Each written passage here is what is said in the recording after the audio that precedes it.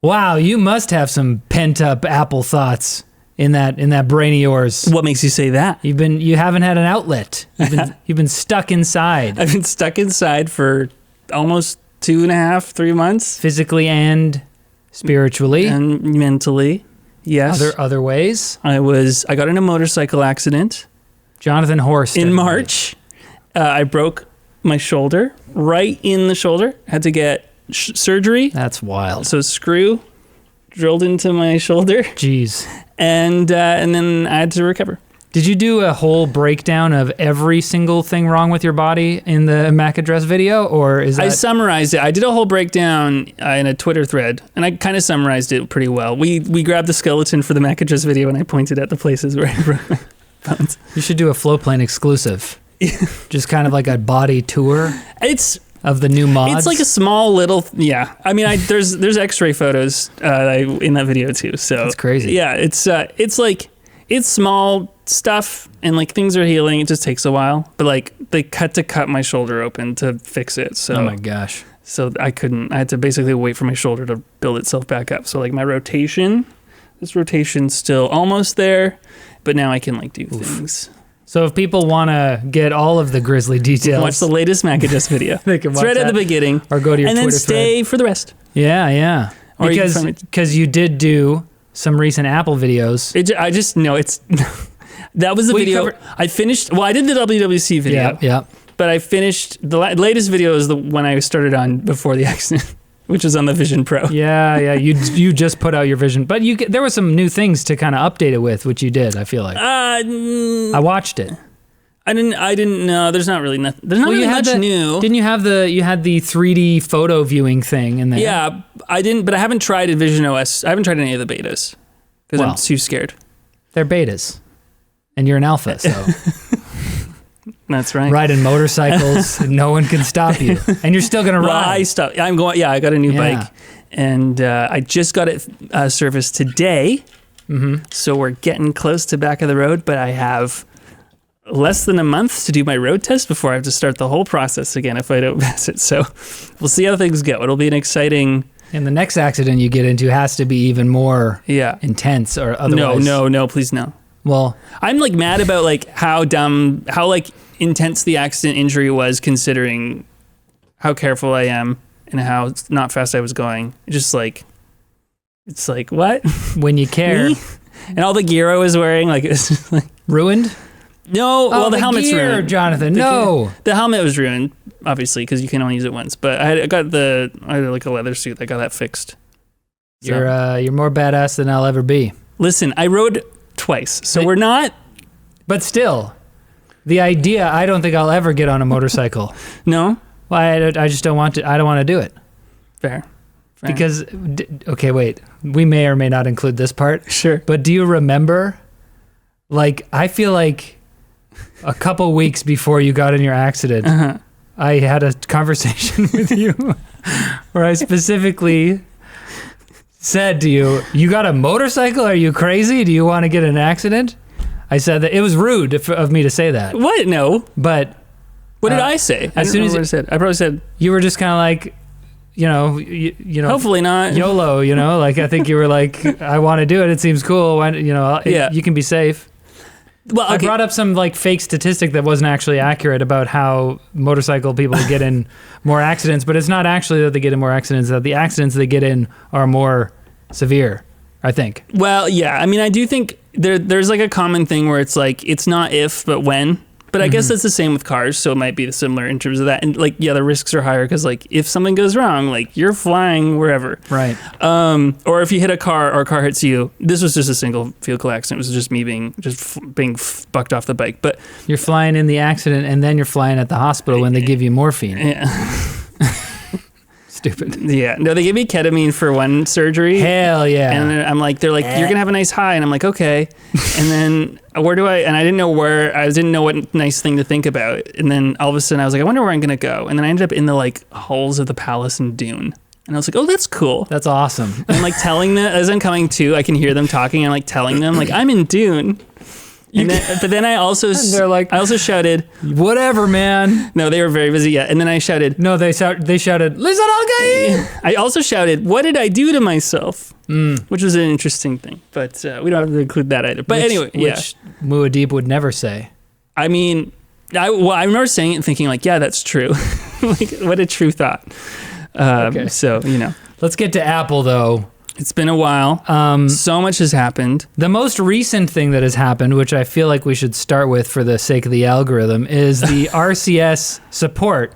Apple they announced it at WWDC. Barely. I missed it. They announced so many things at WWDC. I literally wrote in my notes, where's RCS? And then someone's like, oh no, it's in the bento box. And I was like, what? And then apparently they mentioned it. What's the bento box? You know when they show at the end, they're like, and that's iOS. And they show all the features. Right. Yeah, the thing comes in. Yeah. So that's so annoying when they have stuff in there that I was like, huh, what?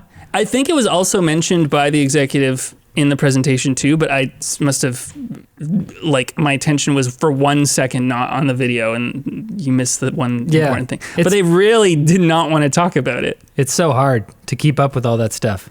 But regardless, they rolled it out. Makes the job hard, yeah. Just, we're filming this on Thursday, June 27th. This is going to come out on Monday. And they just rolled it out in the past day or two. And, one thing that people were talking about is the fact that some of the headlines say the green bubble nightmare is over.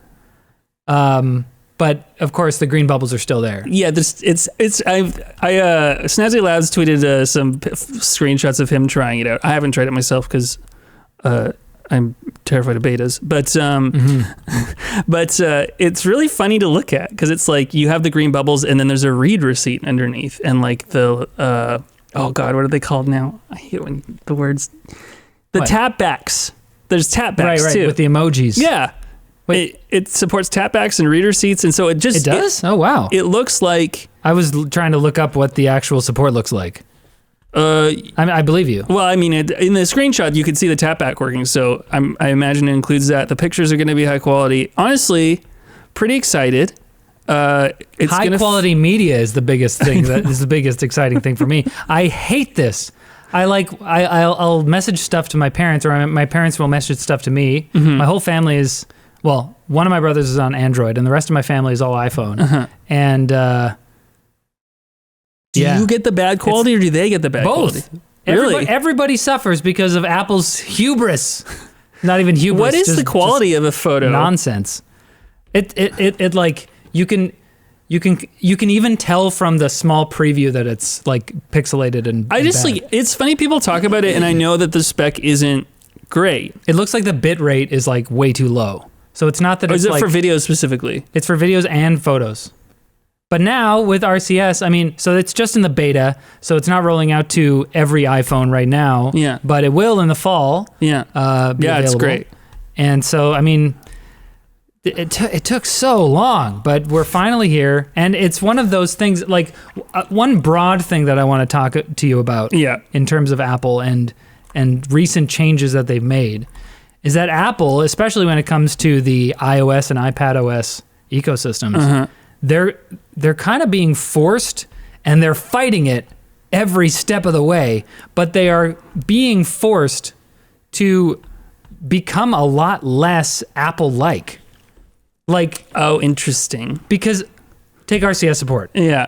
This is something that they would never add. They ignored Google's very, very, very public campaigns to get them to add it for years and years and years. Mm-hmm. And now the only reason that they're adding it, correct me if I'm wrong, is because of the EU. It's China, actually. Being it's China. Fascism light and just... No, it's China. Continue. China. Well, I don't know the specifics. That's a joke about the fascism, by the way. Continue. From what I heard, it was actually China mandating RCS, not the EU. Okay. Wait, what do you mean? China had some sort of thing where they want now all the phone makers to support RCS. Was that before or after the EU? It was a little bit before. Because they had announced that they were going to add RCS a while back. Well, I'll take your word for it. But regardless, I think that the overall trend in this is happening in China. I think... Japan has had some pretty good strong regulation. Korea as well regarding the app stores, at least. Well, they're working on. Well, Japan just announced something just recently. Yeah, the EU's been working on something. It is things are getting chipped away at. I think the US will get there eventually. Yeah, Canada will get there after we start, finish making stupid laws. Then we might have something that makes sense. It's gonna get. We're not gonna get into C11 right now, but it might. It's old. We have C59 now. It is old, but I feel like recently I've heard that it might just like die because there's gonna be a regime change anyways. That's neither here nor there. That's not Apple. Look at this smile on his face. That's not Apple. That's not Apple. Listen.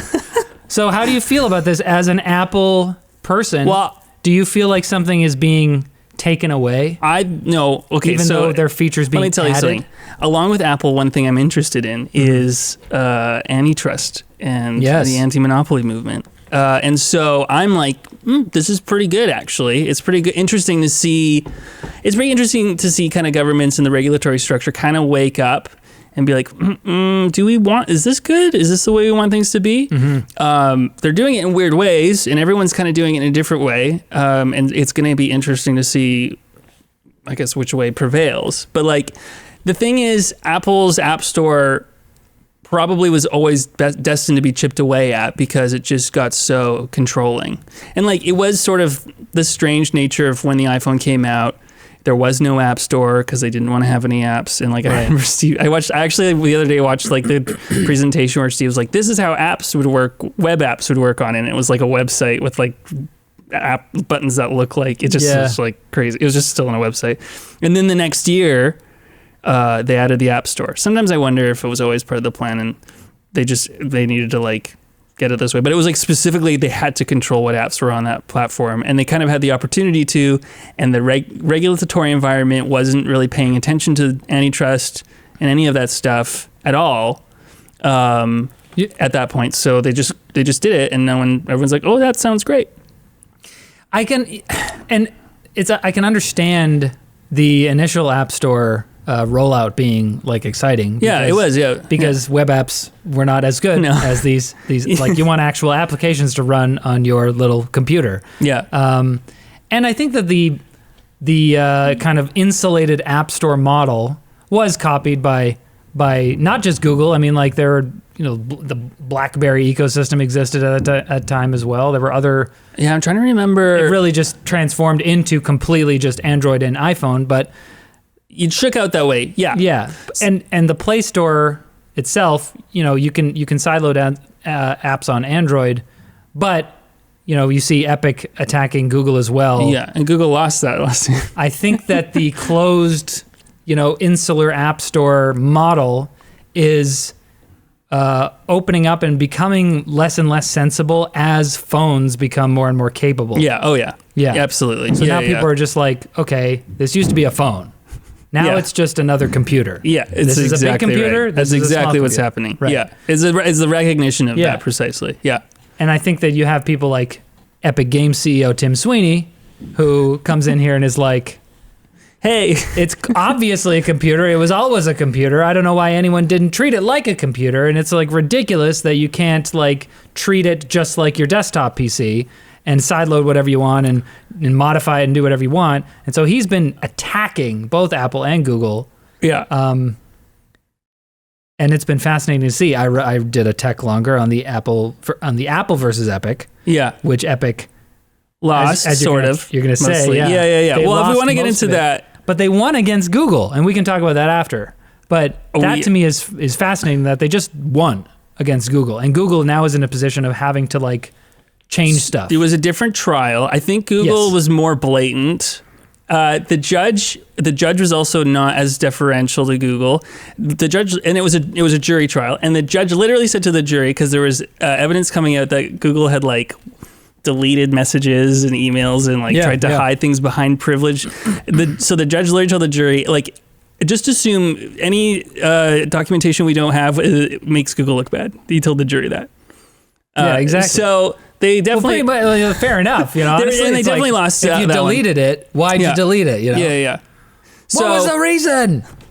So, and it's still coming up in other lawsuits against Google. But with the Apple versus Epic lawsuit, the one thing there was the judge ordered that Apple is permanently restrained from prohibiting developers from including in their apps buttons and external links to say, hey, you can buy this on our website. Right. This is the practice known as steering. Yeah. And so it was said that Apple has anti-steering mechanisms that they have now been,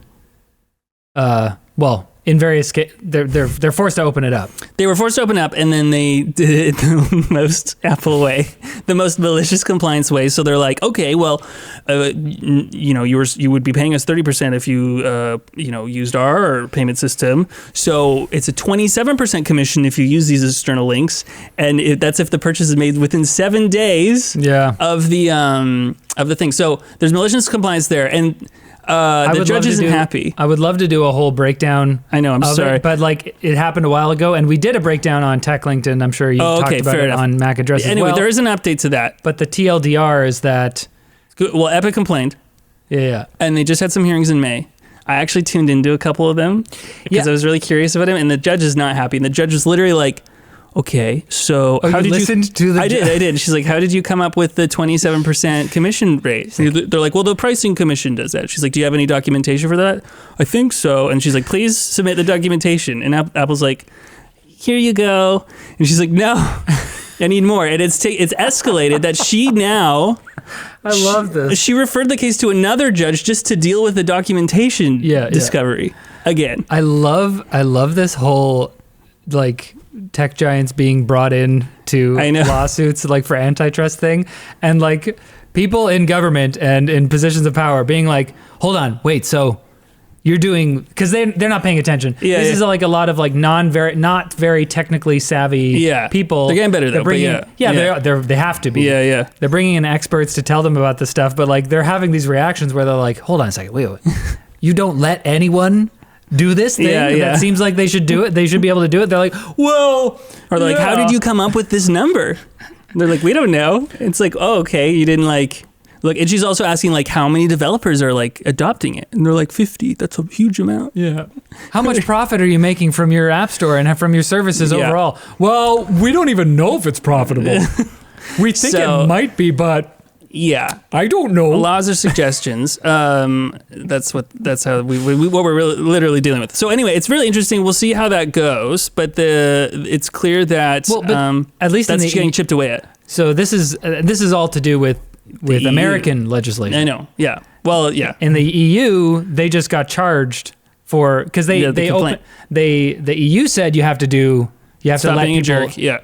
You have to allow developers to steer people to their websites with buttons in the app. And, you got to let other app stores in. Right. That's the whole thing.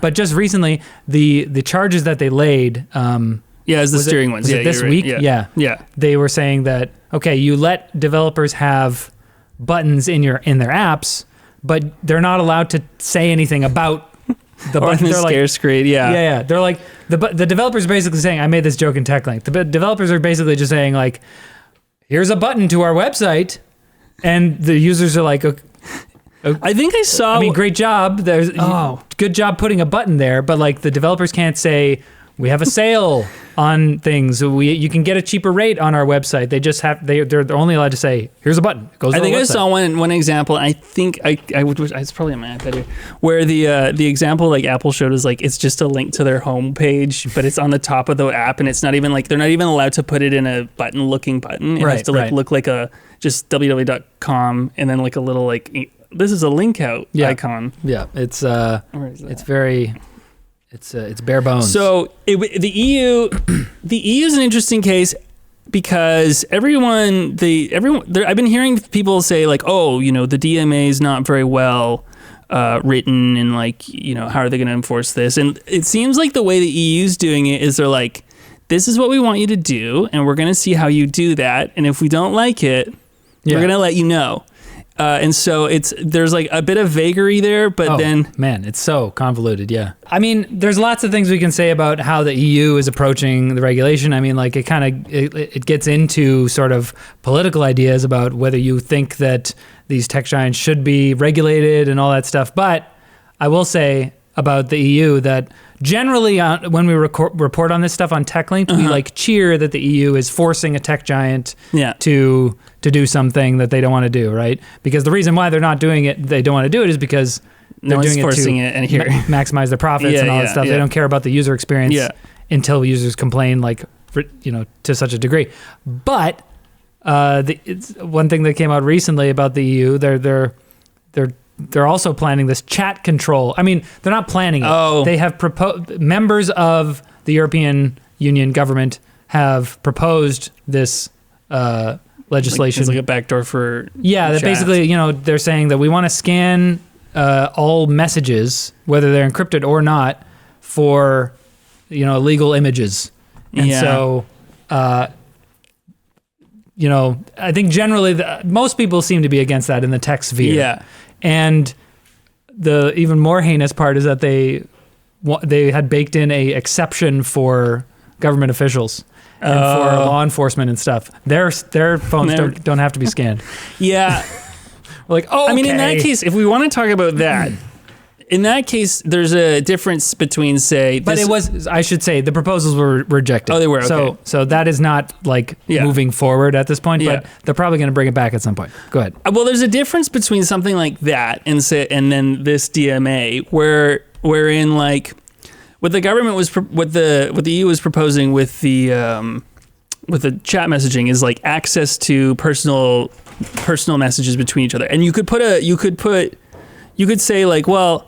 a message I send to you and you send to me individually, that doesn't really have that much spreadability. It's the issue is when you can send mass messages out. That's the most concerning, right? So it's what's the level of what we're dealing with? And then in the case of something like the DMA, we're dealing with a company that is spreading its power over millions of people. Right.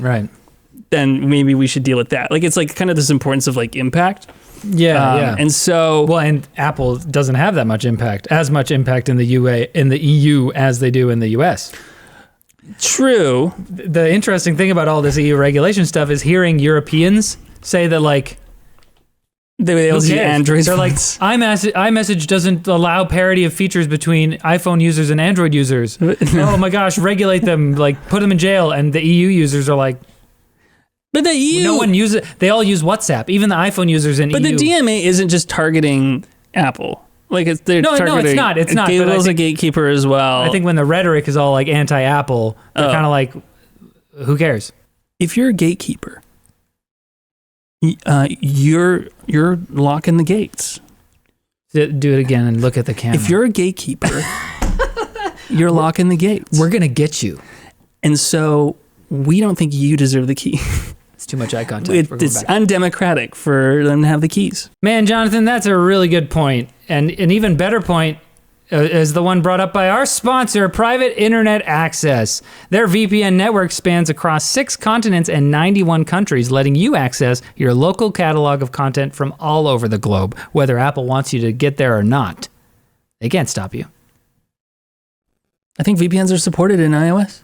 Whatever. Plus, with a single subscription, you get unlimited connections, making it easy to run PIA on practically any device. They just concluded their second security audit, putting further emphasis on your privacy and security. If you're still not convinced, they're 100% open source, and you're free to go digging through the code yourself for peace of mind. So go check out PIA at piavpn.com/techlinked or by using our link in the description for a special deal with a risk-free 30-day money-back guarantee. Nice. Now, you seem to be a little bit too. I'm going to say a little bit too reasonable. Let me tell you something. Person. Let me tell you something. Be a little bit more unhinged. I think I've just been using this iPad. Is that the new one? Yeah. As my sole computer. I haven't seen it. For so thin. The past couple of weeks, and wow. Calm down. It's so annoying. And I just think about how the App Store model. Is this the official Apple thing? Yeah. Wow. We're getting it. This is the new M4 iPad Pro with the OLED screen. I love how stiff that is. It's very well made. But that keyboard's a dangerous thing because you expect it to work like a PC. Watch out for the pencil. You can. Apple's really gone downhill, man. No. Look at this. That's good because at least it didn't fall off. The fit and finish missing. I miss reviewing iPads. Do you? I should. Every time I think about asking I'm literally James if I can review another iPad, I'm like, no, I don't. There's just no time. Oh, I see. GameLinked is my child now. iPads used to be the thing. So, anyways, go ahead. You've been using this device would probably be way more capable and way better without the App Store exclusivity model. It is insane to me that they still haven't like opened up iPad OS. Well, they are, even just the distribution of the. I mean, the way they've locked down the operating system, but even just the distribution, I feel like would allow for more more opportunities for app developers to figure out what apps to make and how to monetize them. Because, like, for instance, a nuisance with the app store is like developers can't even do free trials. It's like not allowed, which is like a thing that is like an age-old thing in software distribution, in the 90s and early 2000s on PCs and Macs. But so they can't even do that. And then on top of all the other rules that they have to abide by. And so you think about even the subscription, the software as a service nightmare we're all living in. Mm-hmm. Like I'm pretty confident that is also, contributed to by just the constrained App Store model and other cultural issues. And so this could be a way better device without that. And even like the Vision Pro. Was this not my argument when we last talked about iPads? I've always made this argument. Wasn't the I issue the one we always saying talked about is touchscreens? Wasn't I the one saying that it should just be a computer? And you were like, no, it's a special iPad. It's a special child and needs to be protected. No. That argument was whether a touchscreen should be on a Mac. Oh. And I said no. And whether Mac OS should be on an iPad, I'm still going to probably say no to, though this keyboard thing is really confusing. But because an iPad is a touch device. But like what would... If app distribution wasn't so constrained by Apple's power that they hold over the platform, like what are we missing out on in terms of like apps and possibilities? And then I think about the same thing with the Vision Pro. It's basically under the same sort of regime. Like who wants to make an app for that device? Let's talk about the Vision Pro for a second. Uh-huh. We're flying through topics. Wow, here. Yeah. I haven't even tried it yet. You haven't? No, I'm so busy now. I'll bring it over. I'm so sorry. Yeah, please. You only need like half an hour. I never tried it because you had a motorcycle accident. So I blame you. Yeah, I did have it actually at home, but somebody picked it up. So okay. So somebody picked it up and it was brought back to the office while I was recovering. Because Linus did a video. Yeah, they did. Yeah. Yeah, but I still never got to try it. But regardless, it's on my desk, so I'll bring it over. It seemed like the Vision Pro launched at a really weird time because too early. There was like, three of the biggest tech buzzwords in the past few years have been crypto, metaverse, and AI. Uh-huh. And they've kind of like waxed and waned as the others have like, Apple's always done that. Come into influence and went away. And I feel like the Vision Pro launched right as metaverse VR hype was like at its lowest. And the only reason that people started talking about it a little bit more, like again this year, was because of the Vision Pro. Yeah. So it was like it was so strange. I mean, like Meta has put out the Quest and the Quest 2 and the Quest 3, and so like but that always kind of just spoke to the niche that's into it. Whereas the Vision Pro kind of like broke out. It had a chance to break out into the wider Apple audience and get them into VR now, because they were just like I feel like a lot of Apple people saw the Quest headsets or whatever, and they were just kind of like, okay, whatever, LOL. And then the Vision Pro came out. They're like, now this is a VR headset. This is how it's supposed to be. But then it fell flat on its face, and everyone thinks it's a joke now. $3,500? Are you joking? I think even when it was announced, we were all like, okay. Like, but I mean, when I was trying to figure out what the Vision Pro was going to be before it was announced, turned out there's this idea of like spatial computing and not having everything confined to a screen, which actually seems pretty great. I've always loved the idea. Yeah, and so when Apple focused on that, I said, well, that's kind of what we figured out. It sounds like a great idea. Now in execution, there's nothing to do because it's iPad apps. Or Vision Pro apps, which are basically iPad apps just with cool floating things. Yeah. And then like a Mac screen extension. And actually despite how amazing the screen is, it's still not like Retina quality for like a Mac screen. So you're still gonna have like fuzzy text. And that's why the windows for Vision apps are so big. And then the field of view is really narrow. And so like you literally can look at like one big window in your field of view at a time. And so it's not really what you would hope it to be. Like it's there, the windows are too big. You can't, so you, like when I like tried this thing when I was reviewing it where like I was like, okay, I'm gonna have my Mac screen and I'll have like Teams here and my Twitter window and then I'll have another app. Yeah. And it's like all of a sudden the windows are so big they're like literally like all around you like this, and it's 5 windows. What do you think that Apple would need to do? Like we know that they have, well, we don't know this, but the latest leaks from Mark Gurman are that they are kind of like they're going to have a lower end model. Yeah. With a narrower field of view. Right. But, you know, it's got to be a downgrade in some ways if it's going to be cheaper. Like, do you think that they should have doubled down and gone with, you know what, we're just going to keep the hardcore users who are still into it and like just make it better? It's just hard. It's hard to make a headset. Like a good, amazing headset. The same thing might just happen. I feel like VR was a success among tech enthusiasts insofar as it like appealed to non-Apple tinkerer type people. Yeah. And I know there are a lot of Apple-centric tinkerer type people, and they were probably playing with those other headsets. But I think that like the Apple demographic is someone who expects there to be a lot of polish, fit and finish. There is it's polished. Oh, it's very polished. It's very polished. Yeah. But at the end of the day, like you said in your video, what are you supposed to use this for? Like, what is this thing for? And no one really knows. So, I mean, couple that with the fact that like there's some basic functionality that was missing, like a Netflix app and a YouTube app. When they're not making launched. any apps still, probably because of the app distribution. Is there still no official YouTube app? No. No, in fact, Vision OS 2, the update is now that like if you have a video playback, it can become its own window and do the thing. Right. From a website. There's third-party YouTube apps and there's third-party, of course, but you know, so there's no first-party one. Mm-hmm. And I mean, the first-party YouTube apps are already not very fun on iPad with a mouse. Yeah. So I just don't see what the incentive is right now. This is a nascent product in a nascent field that's kind of very niche, and Apple's trying to treat it like the iPhone in terms of app distribution. This is the interesting thing about this whole app distribution story is like Apple's control of app distribution they were able to do that on the iPhone because everybody wanted a phone. Everyone needs a phone. Everyone uses a phone. It was a miniaturization of the computer. It was like really handy. Mm-hmm. It was the future. And it was really clear how that was going to be really cool. And like the expectations weren't that high either because phone apps before that were like, the closest type of apps you had before that was like Windows CE and Palm apps.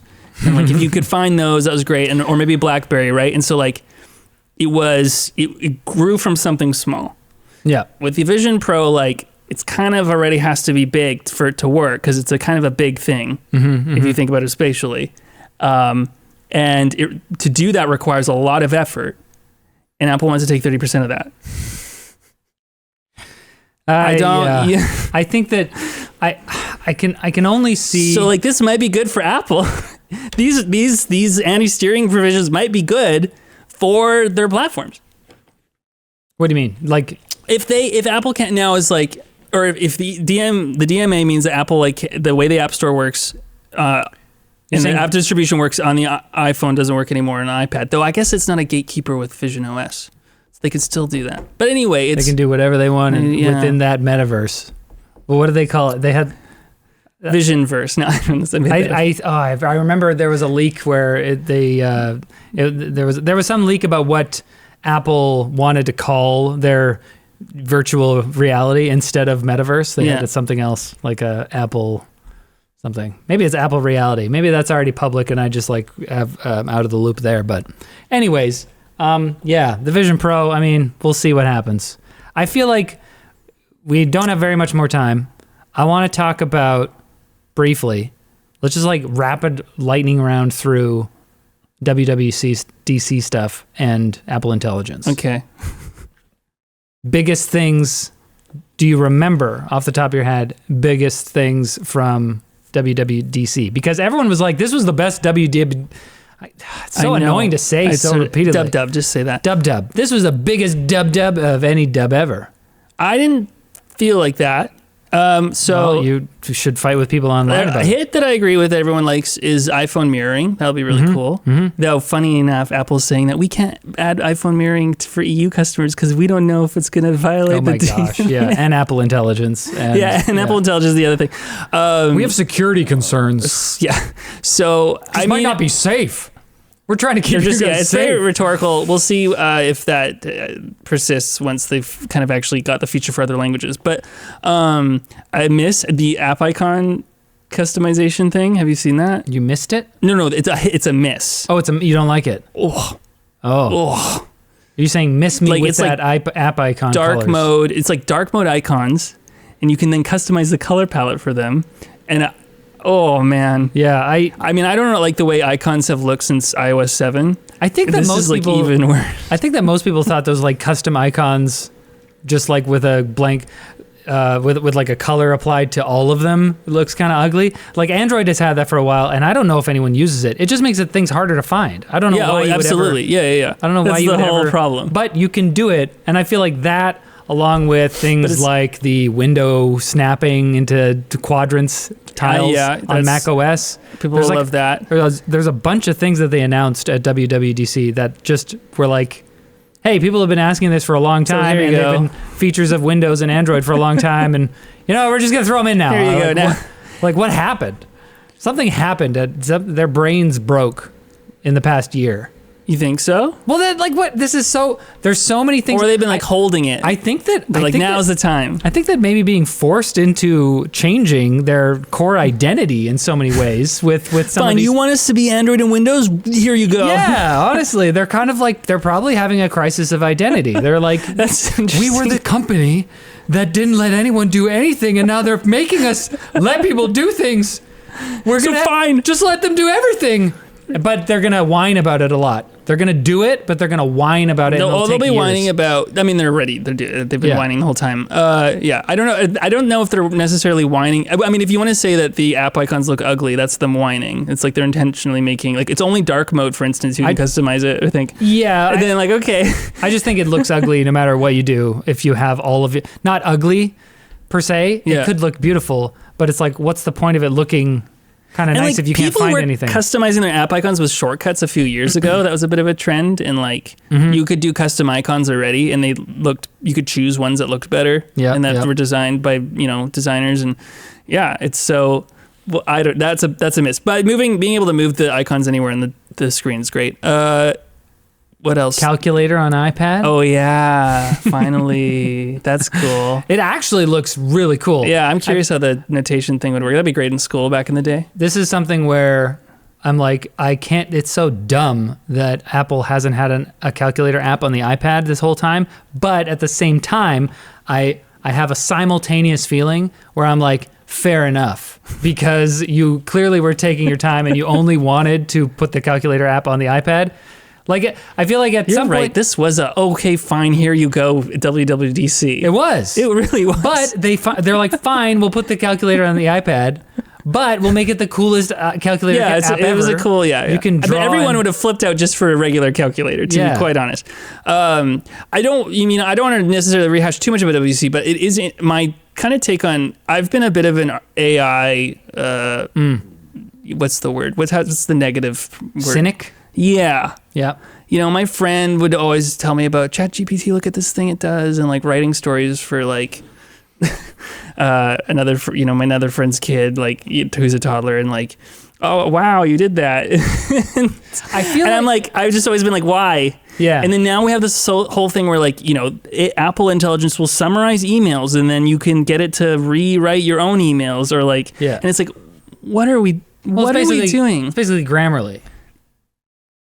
But I know when I was insecure about writing, I thought Grammarly was going to be great, and then I never but tried. But I don't think we're not the target audience, because we are writers, and I feel. But there was a time where I was very insecure about writing, and I just got better at it. And now I couldn't imagine. I still hate writing. Actually, it's the worst part of the job. The solution for people is not to use. Is to keep tools writing. Like that. It's just keep writing. Just get good. Skill issue. Honestly. Well, how can you get good at writing if you don't write? Well, right? Grammarly could help you, or these. This is not sponsored by Grammarly, but Apple Intelligence, any of these AI-powered summary tools, the idea is that people don't know the rules, and so they'll write stuff, and then that will tell them, and maybe they don't need it forever, but for a while it'll help them kind of like get used to like, oh, or it's just a crutch and they kind of offload their brain processing to that, and they never actually learn what the rules are because they know that Grammarly is gonna, or whatever, is gonna fix it. The Apple intelligence. The private cloud compute. The sound is happening again. I hope it makes Siri better. But it's only available on like the iPhone 15 Pro and then M series devices. Yeah. And so, to go back to your point about like being a cynic, I feel like we've had more arguments about this. I flip-flop. You flip-flop because I think that's so exhausting. I think that when you look at AI tools primarily through like a functional lens of like what can it do right now? Yeah. You're going to be a cynic because you're going to be like, I am a writer. I have tried to use ChatGPT for various things since it came out, December 2022. I've been playing with AI stuff the whole time. Yeah. And I have yet to find a way to actually incorporate it into my workflow, at least the way that like I work, because it's not useful to me in what I do. Yeah. I've heard from lots of people who find it very useful in what they do, but I think primarily not like writers where it's important to them that they are actually putting their own thoughts onto paper. Yeah. The people who I've seen it be useful for and be functionally, valuable is to non-writers who have to do writing tasks, but they don't care about them and they don't really care about the nuances of the output and stuff. Just be concise. But I have two replies. Your answer cannot be just be good. No. Just be better. That's fair. So one funny thing is that same friend who I was talking about, he was like describing someone, I think like a client he was working with at work who would write these, he was like, this guy writes these very verbose emails that I can't suss out. And then the other day he's like, I think he was using ChatGPT. He was using ChatGPT. It's funny because you can identify it now. You can like look at something and you're like, that's ChatGPT. So you're just like offloading. So if you're using ChatGPT to write this verbose email to someone, now you're offloading work to someone to like interpret what you mean from this like huge expansion. I will say, you could have just emailed the prompt. And I feel like because we don't have Anthropic's models available in Canada. I don't know if you can get them with a VPN. For some reason, I haven't tried that yet. What's Anthropic's? So Anthropic was made by people who left OpenAI. They thought that OpenAI wasn't being serious enough about the safety issue. Yeah. So they went and made their own models, the Claude family. Mm-hmm. And in the past 6 months or so, Claude's recent releases have kept up with GPT-4. So they most recently released Claude 3.5 Sonnet, which apparently, all the benchmarks are broken. They don't actually really work. But like according to Anthropic's own benchmarks, they're like it's on par with GPT-4. And I feel like you might change your mind about. I'm coming off as like as a apologist right now, an AI apologist, but I'm not. As I said earlier. That's fine. I'm flip-flopping, but I feel like the consensus is that Claude's answers feel a lot more human and they're a lot less formulaic, unless you ask it to like summarize something and list, factors. It'll just like give you pretty formulaic things. But what I wanted to qualify my own answer by saying there are times when I'm like, okay, I can see that the use case from people, but most of the time, right now, yes, it's useless. I don't use it. I don't know anyone personally who regularly uses it. However, the thing that is always interesting to me about AI models is the fact that they are based off of structurally like a neural network. And that just gets my mind going with all these questions of philosophy. What is consciousness? How do our minds actually work? Oh no. Well, what? It's interesting. What do you want me to do? I will say this to bring it back to Apple. You're right. They're kind of AI stuff is features. They're tools. They're really specific. So like generative autofill in Photoshop is really great. But like we had the clone tool, the clone stamp tool, and then we had the like healing brush. Like it's just another step in that case. Right. And then in the case of like we had spell check and grammar check in the 90s. I guess what Apple's introducing with Apple Intelligence is like spell check, but like we can do the whole thing for you. Right. So and then Apple has their image generator, which they look terrible. Well, And like I'm glad anytime that I they're- see AI generated, works online, I'm like, oh, it's just something it's off. not good. Yeah. And so like, I don't know. Mid-journey does blow my mind sometimes. Sometimes, but like 1 in a million. But most of it is garbage. Yeah. So like it feels like in this case Apple was like just kind of throwing a bone, being like, look, we're doing machine learning here, and we're going to call it Apple Intelligence for you now, and like here's the next steps of where we're going. And maybe they were like maybe they were actually kind of, their hand was forced to show what they were working on ahead of time. Absolutely. They And had so, to. yeah, and they kind of had to like fit it within what everyone else is doing, which is a little un-Apple like, because they usually go toot their own horn and do their own thing, and they do it well years later. But that just shows like the power, the economic power of this whole like But they have all the money. I don't know why they need to care. ridiculous wave of well, they have It's investors crazy. still. They still have investors. I like know, everybody else. but like you could just They say had like, yeah, they dropped down. They were this AI wave in the past 2 years or so. yeah. Has knocked Apple out of the top spot. They were the most valuable company. Microsoft got up there because of all the investment in AI. And then Nvidia got up there. Mm-hmm. And now the three of them are just kind of switching around every once in a while. And Apple shot to the top again after they announced this.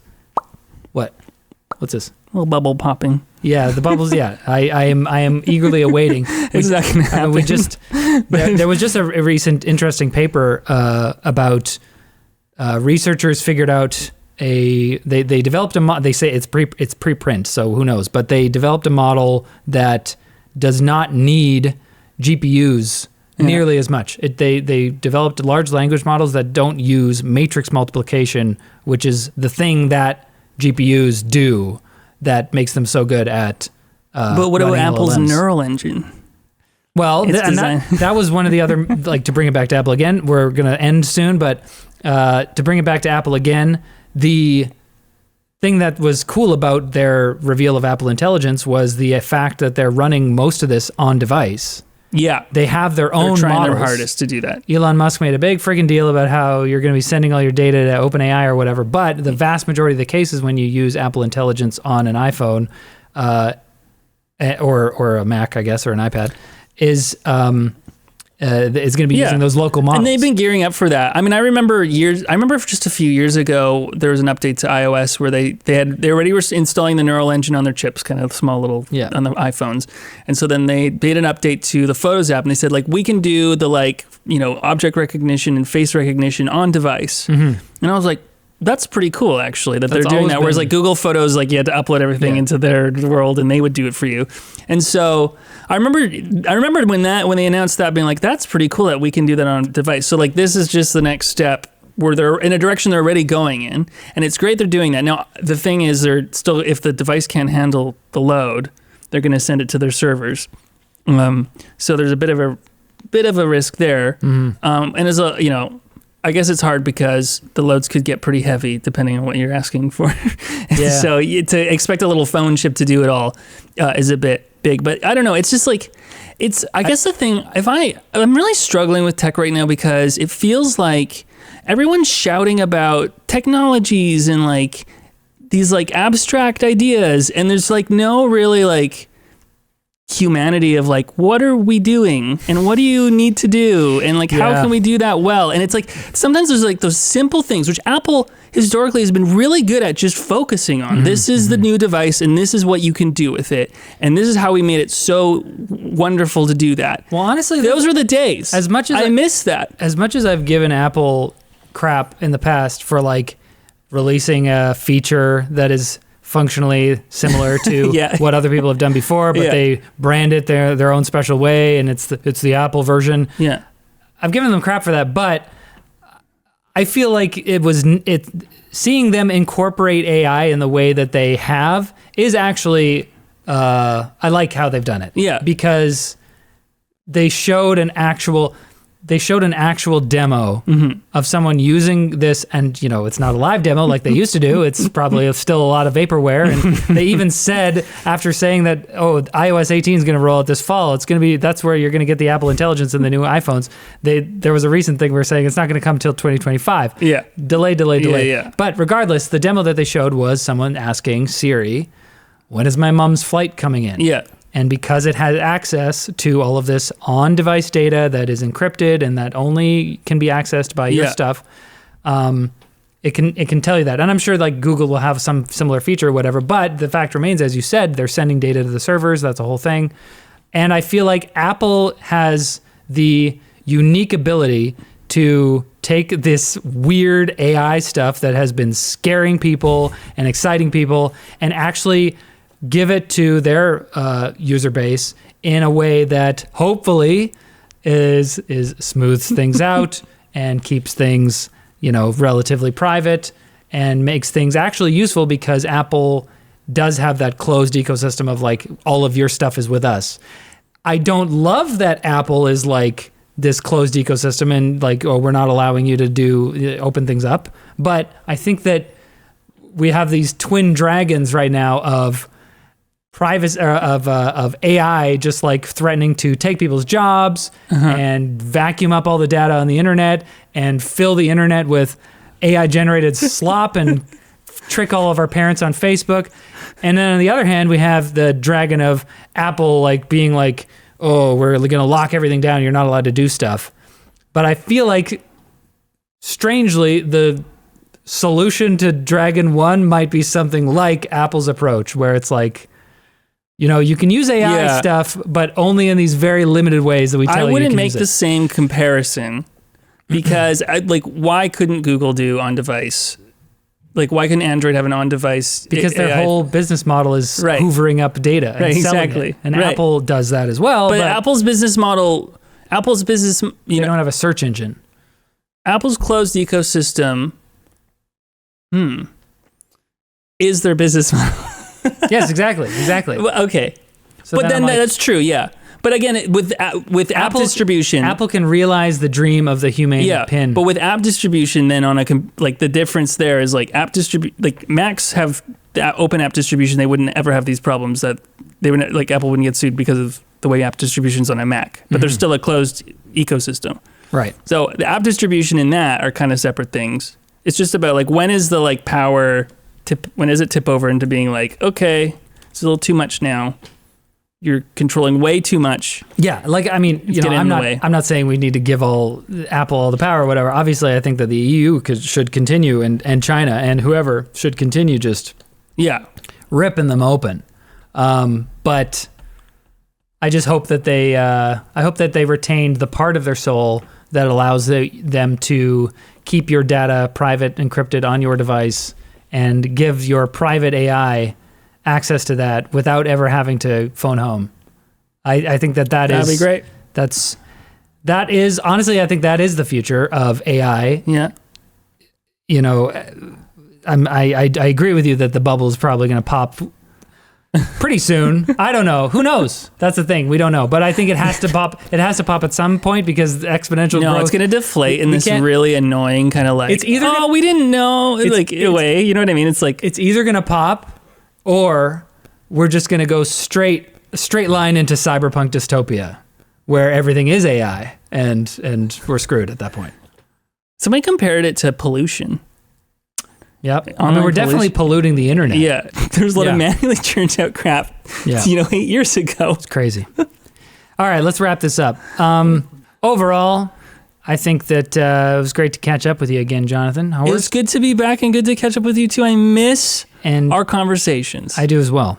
Yeah. I wish we could. They always devolve into philosophy, and I go, what? I want to argue with you about iPads again at some point, so we'll have you back. And that sounds great. Until then, just keep on repping Tim Cook and the boys, and the girls. I'll try. And everybody at that One Infinite Loop. I don't know why I'm trying to end this like a adult easy listening radio, but I'm kind of leaning that way. We should find a song in APM. And that was The White Lotus. Great show. Good show. Yeah. And this was a good show. Thanks for watching. Subscribe to TalkLinked. Bye. Bye.